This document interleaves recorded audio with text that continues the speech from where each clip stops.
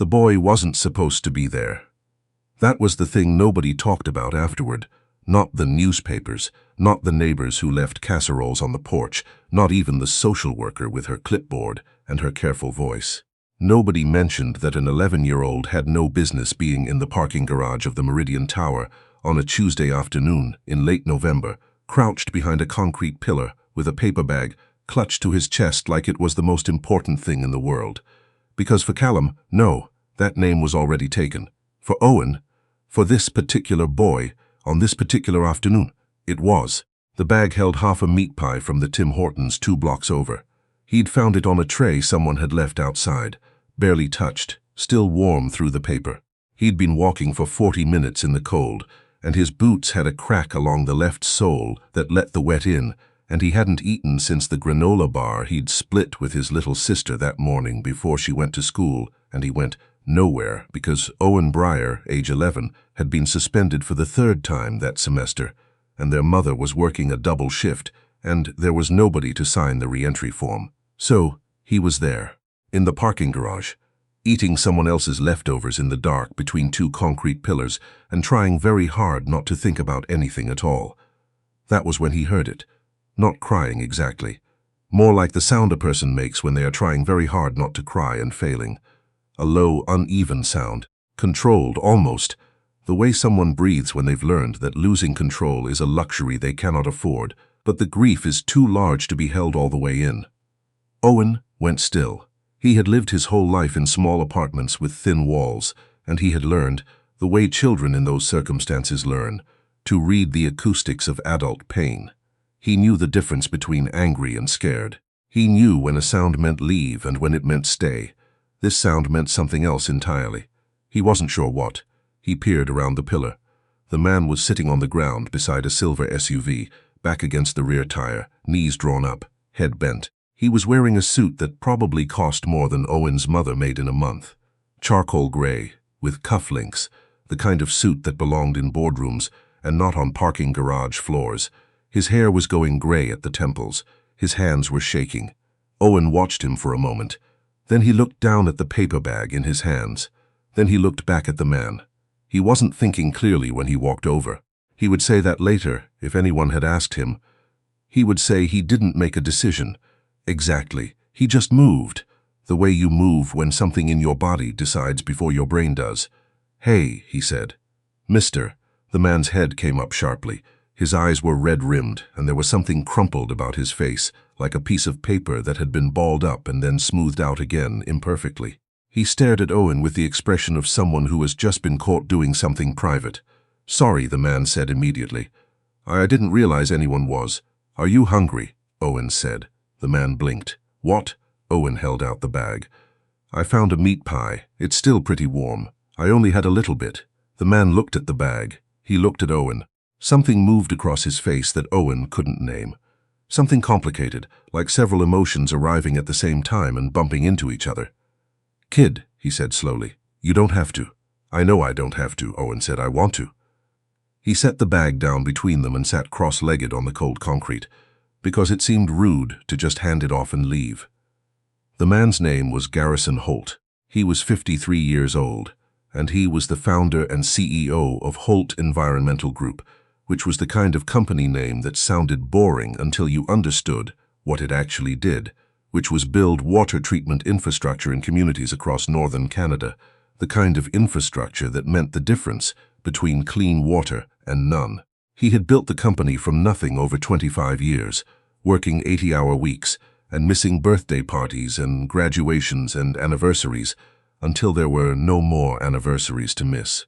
He had been in that parking garage for 11 minutes because his doctor's appointment 3 blocks away had lasted 45 minutes instead of the scheduled 15, and the news had been what he had, on some level, known was coming for 6 months, but had refused to let himself think about directly. The word the doctor had used was aggressive. There were other words. Treatment options, timelines, percentages, but that was the one that had landed, the one that had followed him down 3 blocks of Yonge Street and into the Meridian Tower Parkade, where his car was parked, where he had sat down on the floor of the 2nd level because his legs had stopped cooperating. He had not called anyone.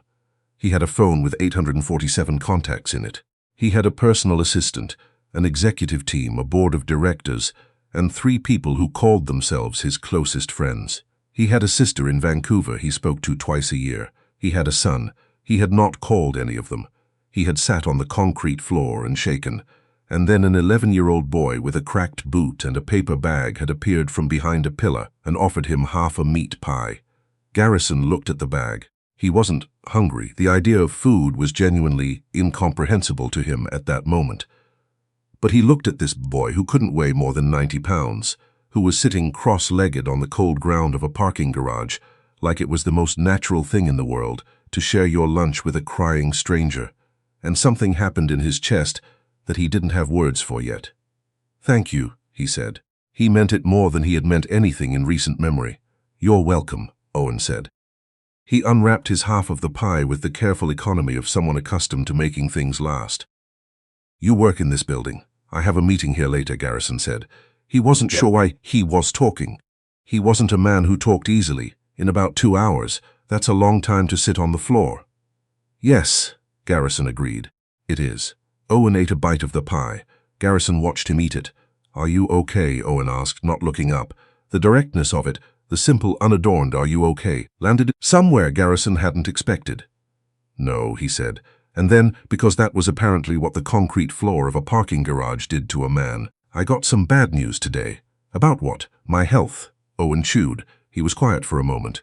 Then he said, "My dad got bad news about his health too, 3 years ago." Garrison looked at him.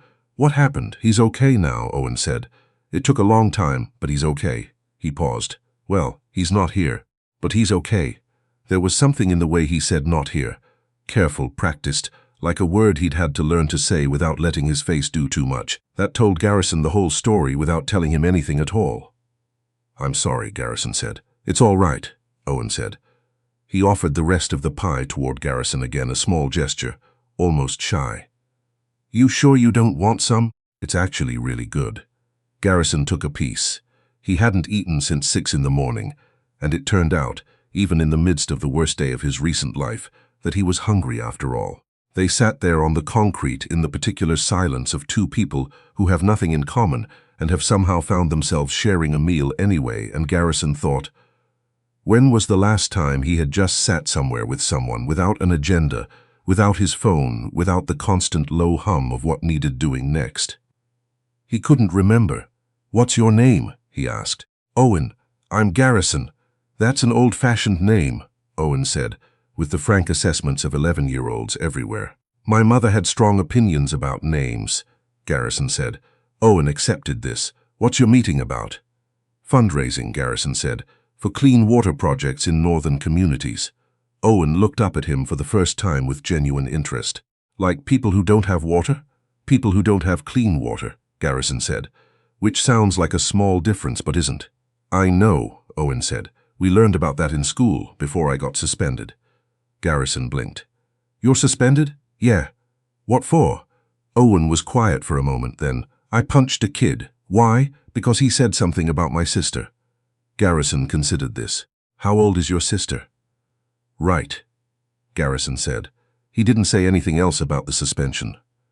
Owen finished the last of the pie and folded the paper bag into a neat square, the way someone does when they've been taught that things should be treated carefully. He looked at it for a moment. "Are you going to be okay?" he asked. "For the meeting." Garrison looked at this boy, this 11-year-old with wet boots and a second-hand coat and a little sister he went for, and felt something shift in him. Not heal, nothing's so clean as that. But shift, "I think so," he said. "Yeah, good." Owen stood up, brushing concrete dust from his jeans. "The water thing sounds important." "It is," Garrison said. Owen nodded once, the nod of someone satisfied that the important things are being attended to, and then he turned and walked back toward the stairwell, his left boot making a faint squeak-squeak sound on the concrete with every step. Garrison sat there for another few minutes after he was gone. Then he got out his phone, not to call anyone, not yet, and he looked at the wallpaper, which was a photograph of his son Ryan, taken 6 years ago at a lake in Muskoka.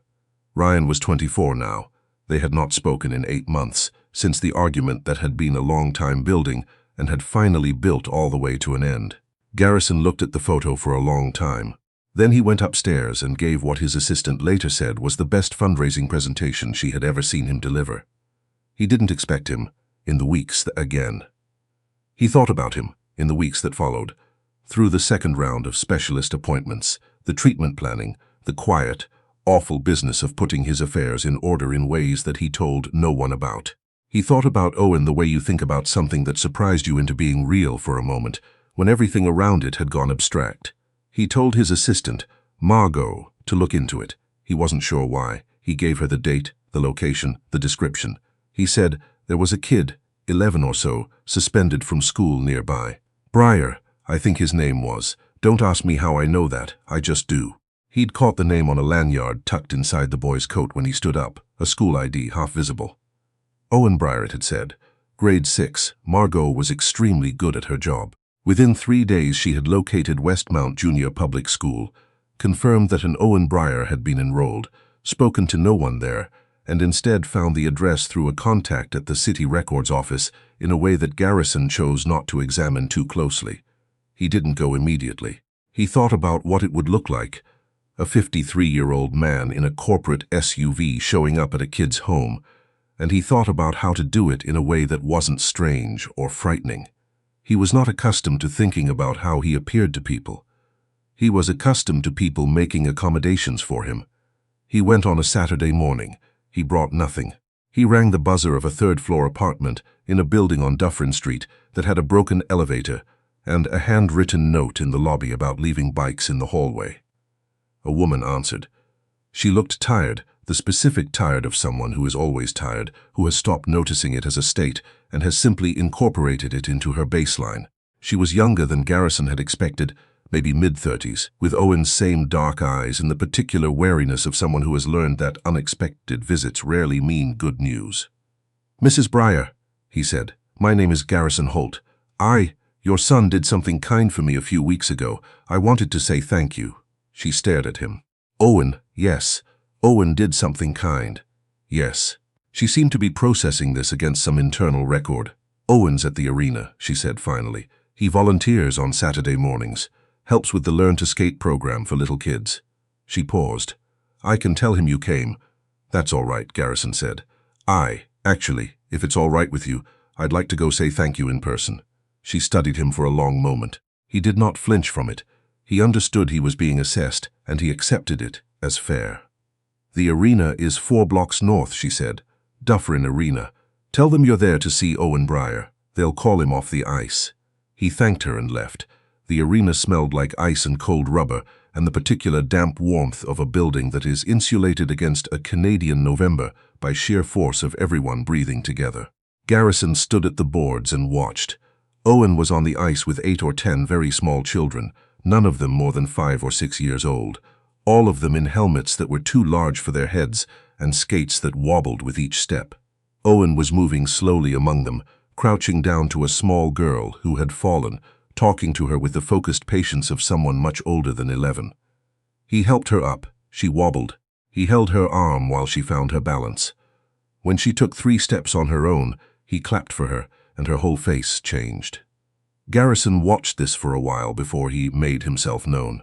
Owen saw him through the glass. At the same time, the program supervisor came over to say there was someone asking for him, and his face did something interesting. Recognition, and then the same complicated expression the man had worn in the garage. Like several things arriving at once, he skated over to the gate. You came, he said. I came, Garrison said. I wanted to say thank you. Properly. You don't have to, Owen said. Which was, Garrison noted, exactly what he himself had said in the garage, and which Owen had answered exactly as Garrison was about to answer now. I know I don't have to, Garrison said. I want to. Something softened around Owen's eyes. Garrison asked if he could treat the boy to hot chocolate after the session. Owen said he'd have to text his mom. Garrison said of course. They stood there for a moment in the particular awkwardness of 2 people who have had one honest conversation and are not sure how to begin a second one. How'd the meeting go? Owen asked. Very well, Garrison said. Better than expected. Good, Owen said, with the satisfaction of someone receiving a status update on a project they'd invested in.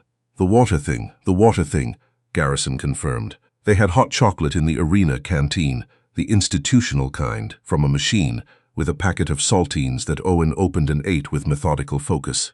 Garrison bought himself a coffee that was terrible and drank it without complaint, because the company made the terrible coffee worth it in a way he hadn't anticipated. He asked Owen about school. Owen said they'd let him back after his mom came in and signed everything. He said the kid had not apologized to his sister, but he'd stopped saying things, which was almost the same. He said his sister's name was Bryn, and that she was in grade 3, and that she wanted to be a marine biologist. "Does she live near the ocean?" Garrison asked. "No," Owen said. "We live on Dufferin Street." He said this as though it were a perfectly complete answer, which Garrison supposed it was. He asked Owen what he wanted to be. Owen thought about it for longer than most people think about questions like that. "I want to do something that fixes things," he said finally. "Like structural things, not just one thing at a time. Things that change how a lot of things work at once." Garrison looked at him. "Like infrastructure," he said. Owen pointed his saltine at him. "Yeah, like that." Garrison said carefully that there were programs. He was on the board of one, a mentorship initiative that partnered young people from under-resourced backgrounds with engineers and environmental consultants. It was competitive, There was an application process. You had to be in good standing at school. Owen absorbed this information. "I'm going to be in good standing," he said. Not defensive, matter of fact. "I believe you," Garrison said. And he did.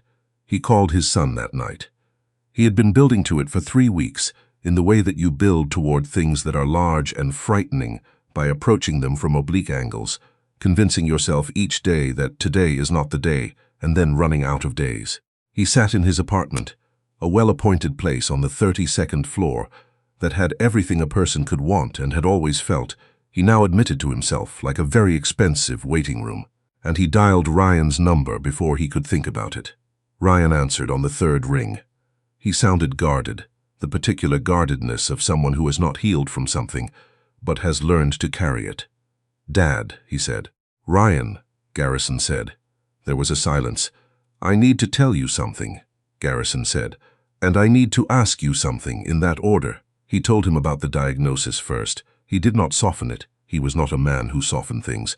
And Ryan had always seen through his attempts when he tried, and the attempts had always made things worse. He said the word aggressive. He said the timelines. He said the treatment options. Ryan was quiet through all of it. Then he said, "How long have you known?" 3 weeks, Garrison said. "Why didn't you?" "Because I was afraid," Garrison said. He had not said that word about himself, not like that, not to another person, in longer than he could account for. "I am afraid of this, of what I've done to us, of not having enough time to fix it." Another silence, longer. "What did you want to ask me?" Ryan said. His voice had changed, not healed. Ryan's voice would not heal in a single phone call, and Garrison knew that, but changed. "I want to ask if I can come," Garrison said. "I know I don't have the right to ask. I know I've used up a lot of rights. But I'm asking anyway. Come wherever you are. For Christmas. Even for a day. Even for a few hours." He stopped. Then, "I want to meet Deanna. I want to be someone she knows." Deanna was Ryan's partner of 2 years. Garrison had not met her. He had found out about her through Ryan's social media, which he followed under a different name because Ryan had blocked the real one. He was not proud of this. He was proud of very few things lately. Ryan was quiet for a long time. Long enough that Garrison counted his own heartbeats, an old habit from boardrooms. "I'll talk to Deanna," Ryan said finally. "I can't promise anything, I know," Garrison said. "I'm not asking for a promise, I'm just asking." "Okay," Ryan said. Okay. "Thank you," Garrison said. He meant it more than he had meant anything in recent memory, except perhaps the same words said to a boy in a parking garage with half a meat pie in his hands. The mentorship program application was due in March. Owen's mother came to the information session at the Holt Environmental Group offices, a building with glass walls and a living plant installation in the atrium that Owen stared at for a long time when they arrived. "Those are real," he said, pointing at the plants. "Yes," Garrison said. "Inside," Owen said. "Yes," Garrison said. Owen said nothing else. He just looked at the plants with the expression of someone filing information away for later use. There were 22 applicants for 6 spots. Owen's application essay was written in the second draft. Garrison did not see the first draft, but Owen mentioned it with the dismissiveness people reserve for attempts they're embarrassed by. In 3 paragraphs that were direct and slightly too short and contained one sentence that Garrison read 3 times. I want to understand how systems work so that when they break down and leave people behind, I know exactly where to find the break and how to fix it, because I have seen what it looks like to be the person who gets left behind, and it is not something that should happen to anyone. No punctuation between the clauses. One long breath of a sentence. Garrison had read a great deal of writing in his life, and very little of it had done what that sentence did. Owen was awarded one of the 6 spots. His mother cried when she found out. Owen stood next to her with his hand on her shoulder, with the practiced tenderness of a child who has spent years learning how to be the steadying thing when the adults around him are not. Bryn, who had come because there was no one to leave her with, sat on a chair in the corner and drew sea creatures in her notebook. When Owen told her he got in, she looked up and said, "Obviously," and went back to her drawing. Garrison watched this family, this small, careful, fierce thing that had assembled itself from hard circumstances and love, and the particular Canadian stubbornness of people who have decided, against evidence, that things will eventually be all right, and felt something he had not felt in a very long time. Not happiness exactly. Not yet. Something earlier than that. Something that comes before. He was 8 weeks into treatment when Ryan came to Toronto. He had not told Owen about the treatment. He was not sure what the right relationship was, what the appropriate boundaries were between a 53-year-old man with a complicated diagnosis and an 11-year-old in a mentorship program. He did not want to make the boy carry something that wasn't his to carry. He knew, in the way he was slowly learning to know things about himself, that Owen had been carrying things that weren't his to carry for a very long time, and that Garrison did not want to add to that weight. But Owen found out anyway, the way children find out things. Not through any direct channel, but through the accumulation of small signals read correctly. Margot had let something slip in an email seed to Owen's school coordinator, and Owen had read it the way he read everything, with complete attention. He showed up at the Holt Group offices on a Thursday afternoon. He had come directly from school. Garrison could tell because he still had his backpack on, and there was a homework worksheet folded in his jacket pocket. He stood in the lobby and asked to see Mr. Holt and Margot, who had made it her personal mission to understand what exactly was happening with this 11-year-old and their boss. "You didn't tell me," Owen said. "No," Garrison said. "Why? Because it's not your weight to carry." Owen sat down in the chair across from Garrison's desk without being invited. He put his backpack on the floor and looked at Garrison with the direct, unvarnished assessment that Garrison had learned was simply how Owen operated. Not unkind, not calculated, just honest. "When my dad was sick," Owen said, "the adults kept things from me because they didn't want to worry me. And then when things happened, I felt like I'd missed it. Like I wasn't there for the parts that mattered because they decided for me that I couldn't handle it." Garrison was quiet. "I'm not saying you have to tell me everything," Owen said. "I'm just saying I'd rather know. I can handle things."